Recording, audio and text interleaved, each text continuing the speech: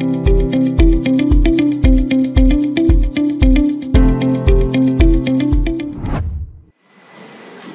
le Président de la Chambre de commerce et des industries du Bénin,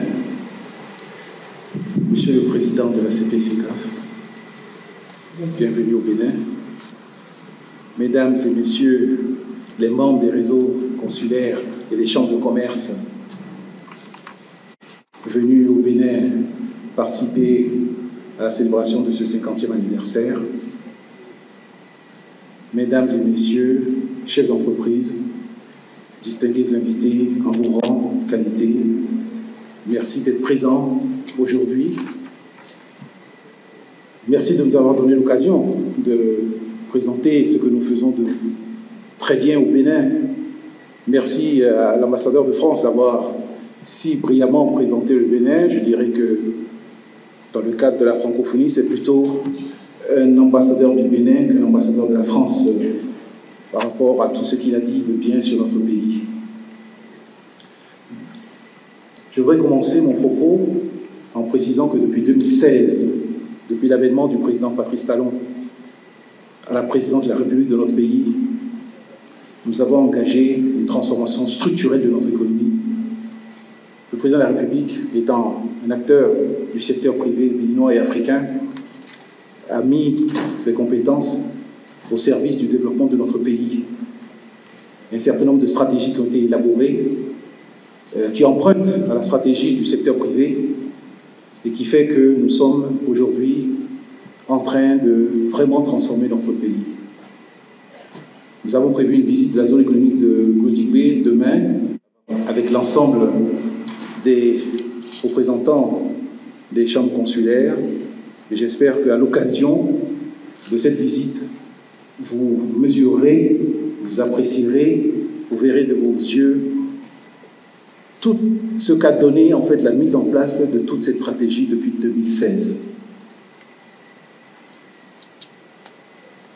Je voudrais commencer mon propos par poser une question. Pourquoi investir au Bénin? Pourquoi prendre le risque? Parce que, bien évidemment, vous savez que nos économies africaines sont perçues comme risquées. Un investissement en Afrique est perçu comme risqué et c'est la raison pour laquelle les conditions d'accès au crédit sont beaucoup plus difficiles dans nos économies.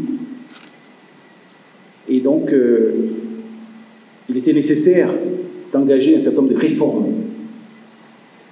au niveau du climat des affaires pour justement atténuer cette perception du risque qu'ont les investisseurs lorsqu'ils décident d'aller en Afrique. Au Bénin, je peux dire que nous sommes sur le chemin, mais il reste encore beaucoup à faire pour convaincre les entreprises, notamment les entreprises européennes, de prendre le risque de venir investir dans nos pays.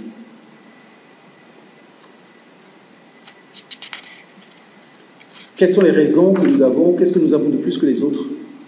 Qu'est-ce que nous avons de mieux que les autres? Alors nous sommes basés sur ce que nous avions de mieux pour bâtir toute notre stratégie de développement. Alors 5 raisons d'investir dans notre pays. Alors, le Bénin est naturellement, géographiquement, ça, nous n'y pouvons rien. C'est l'histoire qui nous a configuré l'espace géographique de notre pays.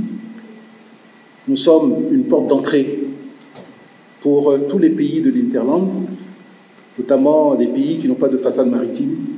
Et donc, nous devons nous appuyer également sur ces éléments-là pour développer une stratégie de développement économique de notre pays. Je veux citer, il y a des pays comme le Niger, comme le Burkina Faso, qui n'ont pas de façade maritime, et même des pays comme le Mali, qui font venir un certain nombre en fait, de leurs produits par le port de Cotonou. Par ailleurs, même des pays qui ont des façades maritimes, la qualité des infrastructures que nous mettons en place, notamment au niveau du port de Cotonou, permet justement à des importateurs ou à des hommes d'affaires, des agents du secteur privé, de notre grand voisin au Nigeria, de choisir justement le Bénin comme porte d'entrée de leurs produits. Vous verrez également au Bénin, la qualité des infrastructures n'est pas étrangère. au fait que beaucoup des pays de l'Interland choisissent le Bénin. Je voudrais prendre exactement comme exemple le fait que, vous savez que nous avons à peu près, dans le cadre du développement des industries pétrolières du Niger, le Bénin a signé une convention avec notre grand voisin, le Niger, pour l'exportation de son pétrole brut par la construction d'un pipeline qui quitte le Niger et qui passe qui fait 800 km au niveau du Bénin, de pipe, et qui débouche sur le port de Cotonou pour l'exportation du brut du Niger. Ce qui fait que le Bénin va exporter du pétrole sans produire une seule goutte de pétrole au Bénin. Je pense que c'est une performance que nous devons saluer parce que vous savez qu'il y avait d'autres options qui permettaient beaucoup moins chères et, je dirais, moins longues, qui permettaient en fait au Niger de pouvoir exporter son pétrole par le Tchad, le Cameroun ou le Nigeria, et c'est quand même le Bénin qui a été choisi. Cela démontre la qualité en fait de la perception que le Bénin a réussi à insuffler chez ses voisins.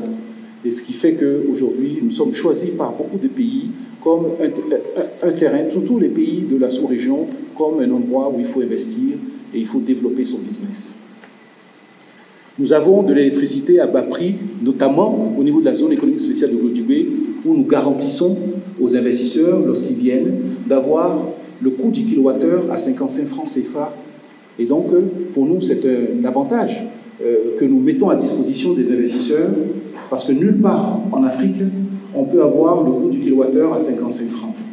Par ailleurs, en ce qui concerne l'accès à l'énergie électrique, qui est un élément déterminant pour conduire la décision de l'investisseur à s'installer dans notre pays, notamment au niveau industriel, nous sommes en train, je dirais, de compléter notre parc de construction de centrales électriques avec un projet de 200 MW prévu au sein de la zone économique spéciale de Glodjibé, ce qui va rendre la zone complètement autonome en énergie. Et ça va rendre également la qualité de l'énergie, compte tenu du fait que, en termes de transport d'électricité, nous n'aurons pas en fait les coûts de transport de l'électricité et nous aurons un accès beaucoup plus facile aux industries de la zone à l'électricité en quantité et en qualité. Et bien évidemment en coût, compte tenu du fait que le prix de l'électricité sera de 55 francs CFA du kilowattheure. Nous avons également un cadre incitatif pour les investissements, un pays de paix et de sécurité, des performances économiques et financières reconnues par les principales agences de notation. Nous sommes notés B+, stable. Nous sommes membres de l'Union économique et monétaire ouest-africaine, de la CEDEAO.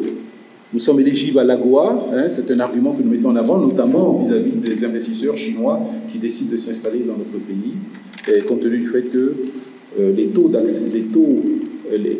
qui leur sont appliqués pour exporter vers les États-Unis sont majorés de 30%, et alors que s'ils investissent dans notre pays, ils produisent dans notre pays, ils ont un accès complètement libre au marché nord-américain.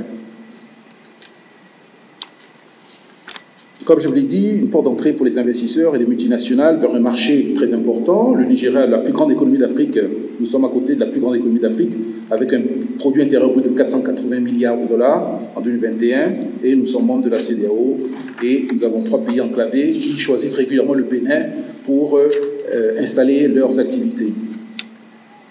Pour mettre en œuvre tout cela, nous avons mis en place au Bénin, grâce aux réformes du gouvernement, un guichet unique qui permet à toutes les entreprises qui souhaitent s'installer dans notre pays d'aller sur ce guichet unique.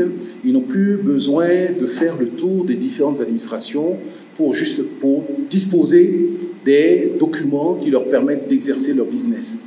Il n'y a qu'une seule porte d'entrée pour les investissements dans notre pays. Et cette porte d'entrée, c'est l'Agence de promotion des investissements et des exportations. Et nous avons mis en place un dispositif digital et numérique qui permet justement de créer son entreprise, son activité en 3 heures. Quel que soit, même si c'est une entreprise, soit c'est une entreprise personnelle, unipersonnelle, soit c'est une entreprise personne morale, normalement en 3 heures, vous devez pouvoir disposer de toutes les autorisations qui vous permettent de développer votre activité dans notre pays. Comme je vous l'ai dit, nous avons un guichet unique, nous avons des dispositifs incitatifs pour les investisseurs. Je vais faire un point sur les 3 dispositifs majeurs que le gouvernement met à disposition des investisseurs pour leur permettre de s'installer dans notre pays. En premier lieu, nous avons le Code des investissements. C'est un code, je vais être résumé, qui permet à une entreprise qui souhaite s'installer dans notre pays de bénéficier. Il y a à peu près 5 régimes, régime A, régime B et régime C, et puis il y a le régime des investissements spécifiques et le régime également, c'est un régime qui est particulier et qui permet sur des secteurs que le gouvernement a identifiés, notamment tout ce qui concerne l'éducation, notamment tout ce qui concerne le numérique, de pouvoir bénéficier également des avantages. Globalement, le Code des investissements permet, quel que soit le lieu où vous vous situez sur le territoire national, de pouvoir bénéficier d'exonération de droits de douane sur tous les équipements que vous importez pour transformer sur place, et également d'une exonération d'impôt sur les sociétés qui peut aller jusqu'à 12 ans d'exonération d'impôt sur les sociétés. Et là, quel que soit le lieu où vous implantez votre activité. Le deuxième dispositif que nous avons mis en place, qui permet justement d'aider, d'accompagner les investisseurs, c'est le dispositif qui concerne la zone économique spéciale de Glodjigbe. Alors, lorsque les entreprises s'installent dans la zone économique spéciale de Glodjigbe, ils ont la possibilité de bénéficier de 2 régimes. Un régime, je dirais, que je qualifierais en fait de régime offshore, qui permet, vous vous installez dans cette zone, vous produisez, vous exportez. Et là, vous bénéficiez, vous ne payez aucune taxe. Aucune taxe n'est prélevée sur cet investissement, sur l'activité que vous développez. Toutes les taxes de droits de douane qui sont normalement dues lorsque vous importez des équipements pour produire sur place sont complètement exonérées. Vous ne payez strictement pas de droits de douane sur tout ce que vous faites, ni sur les exportations d'équipements, ni sur les importations de matières premières. Et lorsque vous faites votre activité, vous êtes exonéré d'impôts sur les sociétés pendant une période qui peut aller jusqu'à 15 ans. Vous avez la possibilité de vendre 20% de votre production sur le marché national. 80% doivent être à l'export.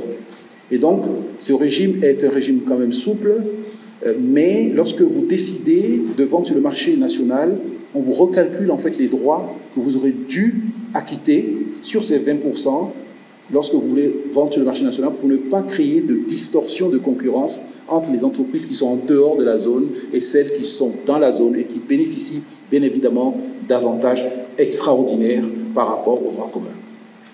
C'est le premier régime, c'est le régime des exportations. Le deuxième régime mis en place, c'est le régime des échanges intracommunautaires. Dans ce régime, vous avez également l'exonération de droits de douane sur tous les équipements que vous importez pour transformer sur place, et également une exonération d'impôt sur les sociétés sur une période qui peut aller jusqu'à 15 ans. Là, par contre, vous n'avez pas l'exonération de droits de douane sur les matières premières que vous importez pour transformer sur place. Le Bénin fait partie d'un espace régional avec un certain nombre de contraintes liées notamment au niveau de la CEDEAO, et nous sommes tenus en fait par ces règles parce que lorsque vous êtes dans ce régime des échanges intracommunautaires, votre territoire douanier, c'est le territoire douanier de la communauté. C'est-à-dire qu'il n'y a pas de différence. Que vous vendiez au Bénin, ou que vous vendiez au Togo, ou que vous vendiez au niveau du Nigeria, il n'y a pas de différence entre le territoire douanier national et le territoire douanier communautaire. C'est la raison pour laquelle nous n'avons pas le droit, d'un point de vue communautaire, d'exonérer de droits de douane les matières premières importées pour transformer sur place. Et donc, dans ce régime, vous avez l'intérêt en fait de ce régime, c'est que vous êtes dans un environnement, un écosystème au sein de la zone qui peut vous permettre d'obtenir bien évidemment la baisse de l'énergie, le coût de l'énergie. Vous avez l'énergie à 55 ans. Il y a un certain nombre d'infrastructures contenues dans cet écosystème qui vous permettent d'être plus performant qu'une entreprise qui est en dehors de la zone. Et donc, l'intérêt pour une entreprise de s'installer dans la zone, aussi bien dans le régime des exportations que j'ai précisé tout à l'heure, qu'au niveau du régime des échanges intracommunautaires, qui, de fait, sur ce régime, vous êtes destiné à vendre sur le territoire douanier communautaire. L'intérêt, c'est bien évidemment le fait d'être dans un écosystème avec des infrastructures à l'intérieur de cet écosystème. Vous avez la fibre, vous avez l'eau, vous avez l'électricité et vous avez la route. Et donc, l'intérêt vraiment, c'est de bénéficier de l'ensemble de ces infrastructures pour baisser, d'une part, les coûts de revient de votre production et bien évidemment d'avoir des conditions de production qui soient beaucoup plus avantageuses qu'une entreprise qui est en dehors de la zone économique spéciale de l'OJB. Vous verrez, bien évidemment, demain, lors de la visite, vous verrez un peu les entreprises qui sont au régime des exportations, notamment les entreprises de transformation de noix de cajou, les entreprises de transformation de textiles, et vous verrez également des entreprises qui sont au régime des échanges intracommunautaires, qui sont des entreprises qui produisent pour le marché national et marché régional. Vous verrez des entreprises de production d'emballage qui sont effectivement dans la zone. Vous verrez également des entreprises de transformation de soja, du soja organique et également du soja conventionnel. Et il y a 5-6 ans, le Bénin ne produisait pas beaucoup de soja et aujourd'hui nous sommes devenus un grand producteur de soja. Et le soja nous permet notamment, je dirais, de développer d'autres filières, notamment tout ce qui concerne l'agriculture. Donc vous voyez, le fait d'inciter des entreprises à venir sur des secteurs, des segments, des filières particuliers, a non seulement un impact direct sur l'emploi, sur la formation, la qualification de la jeunesse, mais également un impact parce que ces entreprises font venir avec elles des sous-traitants qui permettent en fait non seulement de supporter la production de la grande entreprise, mais également de permettre à tout un écosystème de se mettre en place. Et donc, ça permet de développer l'ensemble de la filière.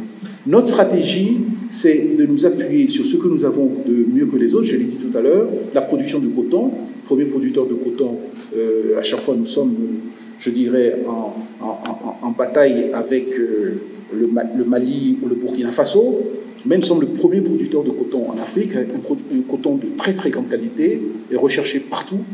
Nous sommes le deuxième producteur de noix de cajou, bien évidemment loin derrière la Côte d'Ivoire, qui fait 1 million de tonnes, et nous sommes à peu près à 350 000, 390 000 tonnes de noix de cajou par an, et nous avons des industries qui s'installent dans notre pays pour transformer la noix de cajou. Notre démarche, notre stratégie a été d'aller voir toutes les industries qui étaient des clients de nos productions brutes.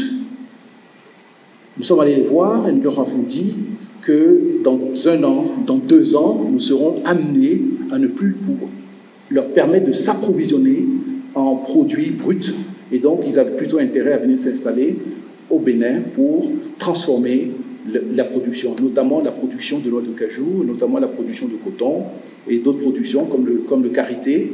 Et ce sont vraiment des produits sur lesquels que le Bénin produit beaucoup. Et jusqu'à présent, la totalité de ces produits bruts était exportée sans transformation. Nous voulons faire en sorte que l'ensemble de ces produits, grâce à la zone économique spéciale de Glodjibé, soient transformés dans notre pays. Si je prends un exemple, par exemple, le coton rapporte à peu près entre 450 et 550 millions de dollars au Bénin chaque année, avec la transformation de la totalité, à peu près 760 000 tonnes de coton.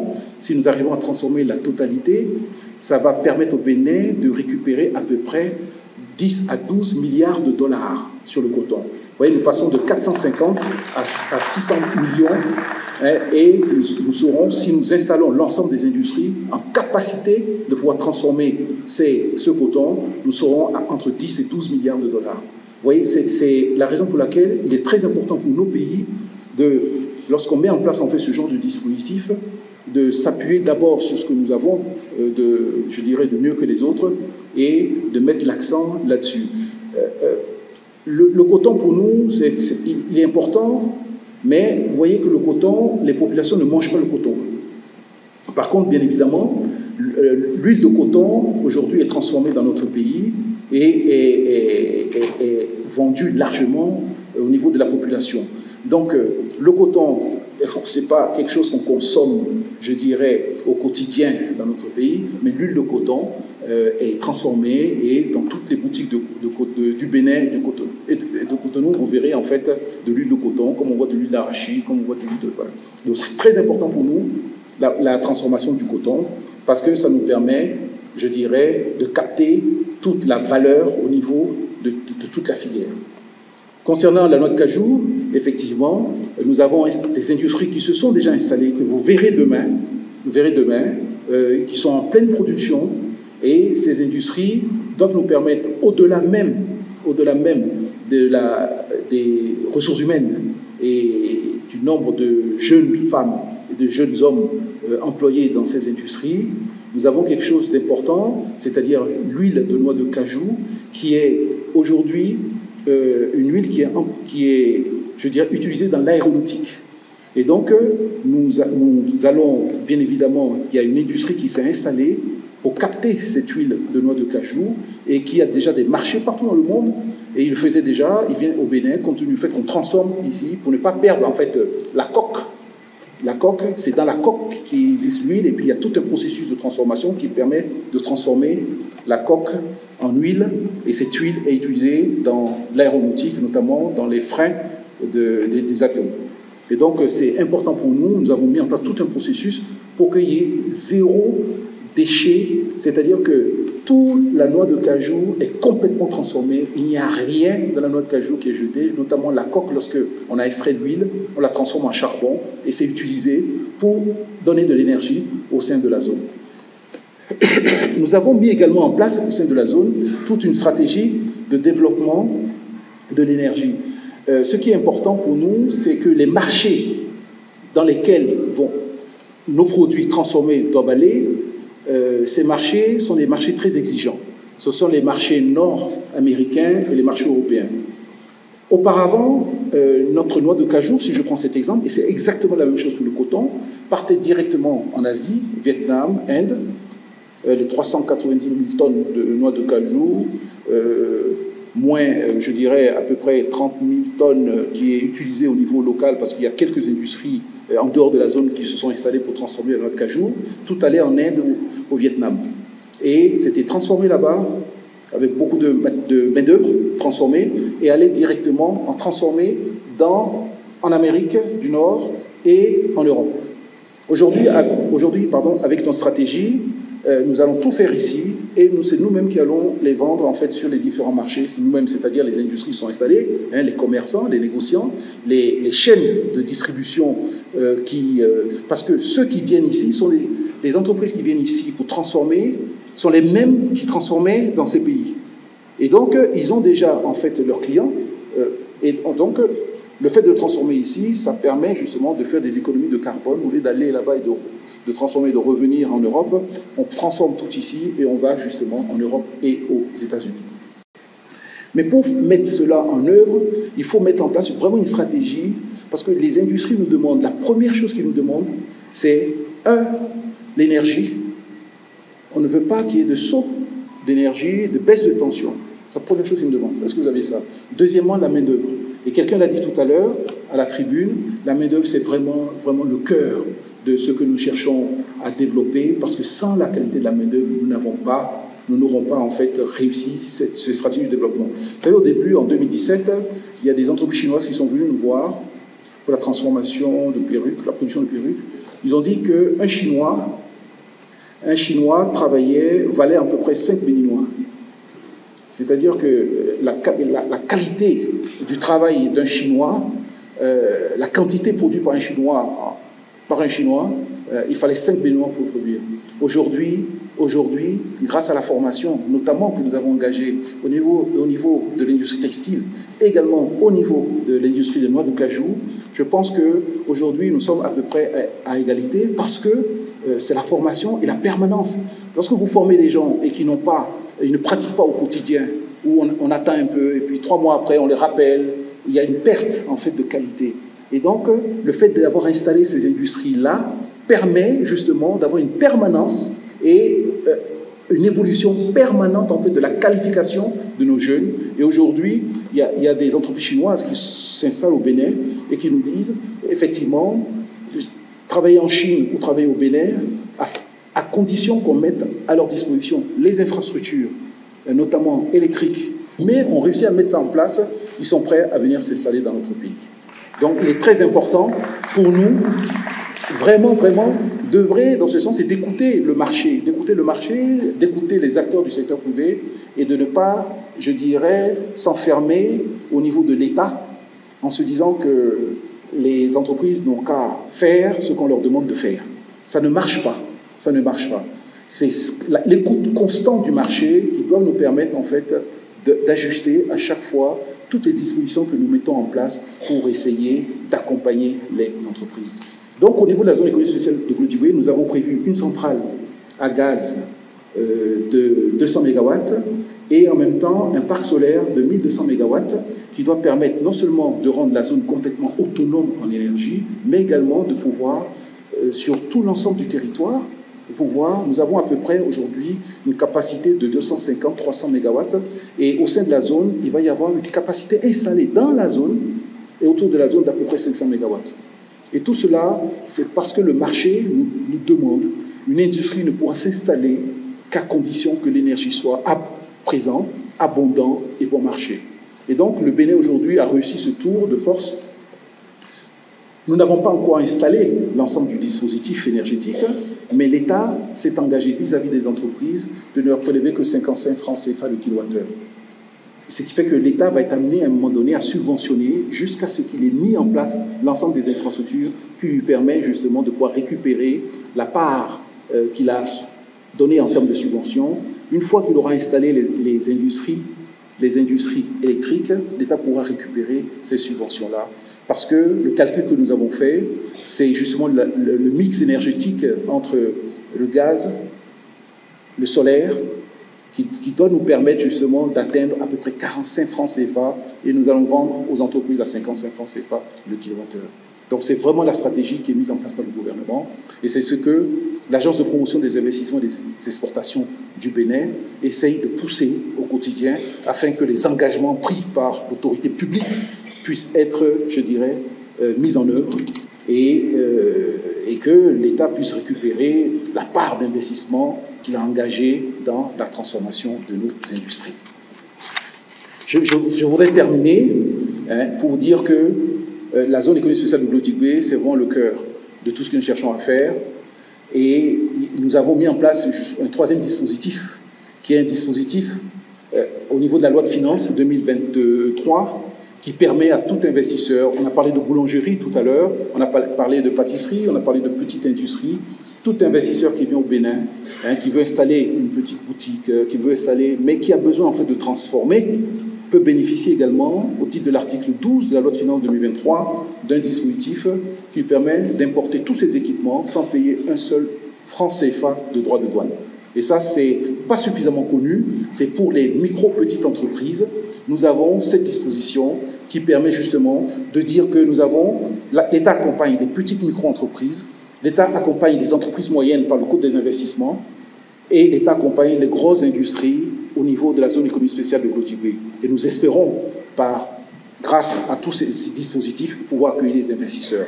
Par ailleurs, au terme de la loi sur le développement de notre pays, l'État a toujours la possibilité, lorsque une industrie est spécifique, particulière, et qui ne rentre pas en fait dans l'ensemble des trois dispositifs que nous avons exposés, l'État a toujours la possibilité, lorsque un projet lui est présenté, de donner en fait des avantages qui ne sont pas contenus dans les trois dispositifs. Nous avons quand même cette possibilité, lorsqu'on présente les éléments au gouvernement, l'État a cette possibilité de pouvoir mettre en place en fait un décret qui accorde de manière spécifique à telle entreprise un certain nombre d'avantages. Voilà l'ensemble des éléments que je voulais vous présenter sur tout le dispositif que nous avons mis en place pour accueillir les investisseurs dans notre pays. Et nous accueillons énormément, notamment au niveau des pays francophones, énormément de responsables, des ministres qui viennent voir en fait le modèle béninois et nous sommes très très heureux de partager ce que nous sommes en train de faire. Chaque modèle est spécifique en fait au pays et doit tenir compte en fait des réalités des différents pays. Mais nous au Bénin, nous sommes complètement ouverts et nous assistons l'ensemble, toutes les demandes qui nous sont faites de venir au Bénin, voir l'expérience du Bénin, visiter la zone économique spéciale de Glodiboué. Nous donnons une réponse favorable parce que nous estimons que dans notre espace francophone et dans notre espace, nous avons la possibilité de dire ce que nous faisons et de montrer ce que nous faisons. Et c'est ce qui nous fait vivre et c'est ce qui nous fait vibrer au Bénin. Nous sommes passionnés par ce que nous faisons et nous espérons que les entreprises du monde entier, aussi bien des pays frères qui sont ici, viendront s'installer au Bénin et aussi bien des entreprises du Bénin viendront s'installer dans vos pays. Je vous remercie.